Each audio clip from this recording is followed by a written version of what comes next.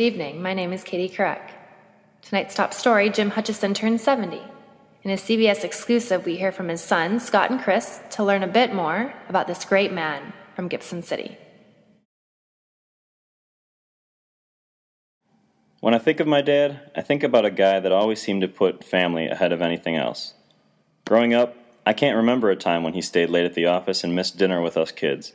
We'd hunch around that small kitchen table, and he'd ask how my day was, and I'd just say fine. He'd ask how school was, and again I'd just say fine. He'd ask how anything else in my life was going, and sadly, I'd just say fine. Yet every dinner, we'd go through this routine all over again, knowing that one day I'd look back and realize that he was just trying to be a good friend to me. Somehow he also managed to make it to all my Pee Wee soccer games, all my Little League baseball games, all my rec basketball games, and tennis matches. Even though I wasn't the star of the team, or even really very good, or even any good at all. With so much time together, I was really able to pick up some key life lessons from my dad. He taught me the importance of building friendships, even though he moved us to a new city the day he learned that I was carrying a purse like all my kindergarten girlfriends. He taught me the importance of dressing for success, even after nearly fainting when learning that me, his 16-year-old son, paid $100 for a sweatshirt. He taught me the importance of always being honest and to do the right thing, even if it meant turning down every offer for free Subway sandwiches from all my high school buddies behind the counter. He taught me the importance of giving people a second chance, or in the case of my college education, giving endless chances. He taught me the importance of always being available for family, even if it meant being available to give me a ride to the far west side of Chicago so we could pick up my car that had been impounded for failure to pay a stack of parking tickets. He taught me to be a well-rounded professional, even though I continue to believe that you could get through life by just talking about sports at the water cooler. He taught me the importance of meeting deadlines, like when he set a strict 9-year timeline to finish rebuilding his bathroom shower, and probably met it with a few days to spare. The reality is this list could go on and on.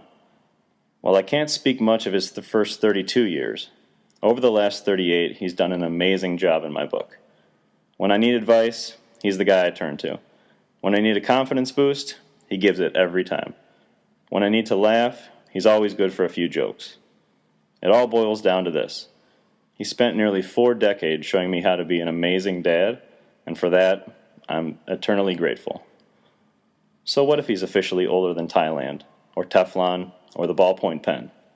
He's younger than Superman, helicopters, and dirt, and I think that's got to mean something. Happy 70th. May he have many, many more. I love you, Dad.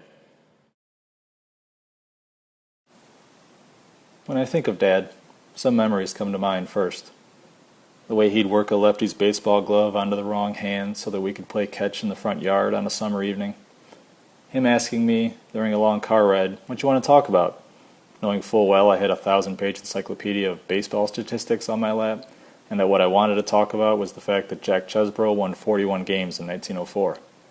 The movie Rain Man was out around the same time, and he must have on occasion felt Tom Cruise's character's pain. I remember his loud Nick Bollettieri tennis shorts, spotted from all the way across Riverfront Stadium in Cincinnati.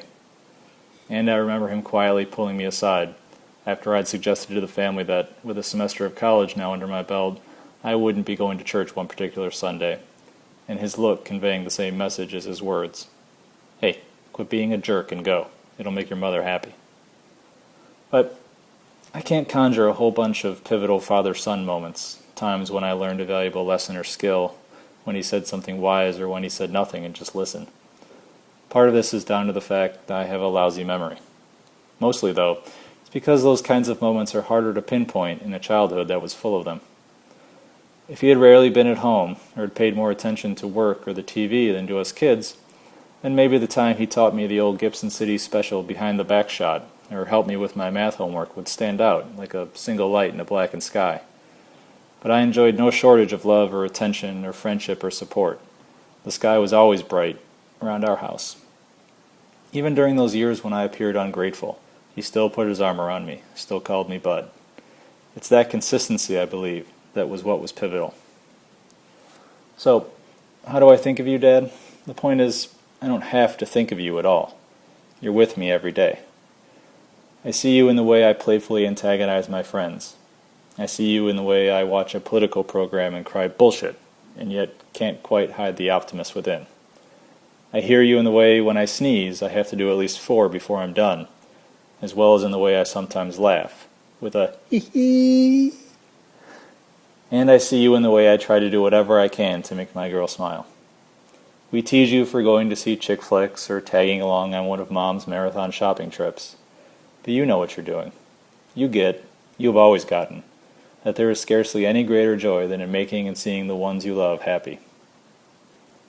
For several years now, Dad, you've instructed, don't be like me.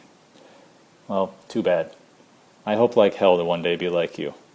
I love you, and happy birthday. Thanks, Chris. Now let's go live to New York as the Commander-in-Chief takes a moment from today's rally at NYU to wish Jim a happy birthday. Right now, I just decided. Happy birthday to you. Happy birthday to you. Happy birthday, dear Timmy. Happy birthday to you. Hey! Thanks, Mr. President. From all of us at CBS, we wish Jim a happy and healthy 70th birthday. Tune in tomorrow as we report live from the annual Gibson City Egg Festival. Reporting live, Katie Couric. Be well and good night.